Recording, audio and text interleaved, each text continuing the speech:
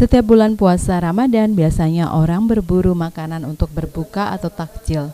Tidak heran di bulan Ramadan ini bermunculan pasar beduk di pinggir-pinggir jalan, seperti yang terpantau di Jalan Amfibi Simpang 3 Sekip Ujung ini.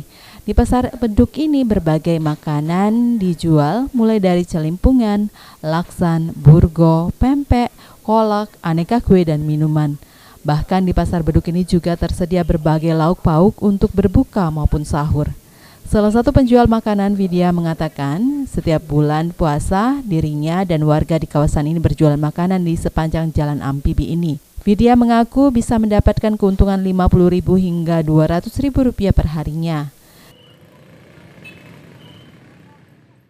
Makanan yang tersedia di sini banyak sekali, terutama dari kue maupun untuk makanan seperti celimpungan, laksan dan sebagainya.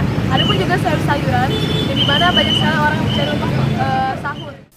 Selain mendapat keuntungan, aktivitas berjualan makanan ini juga dapat mempererat silaturahmi antar warga di kawasan ini. Wibisono, PAL TV.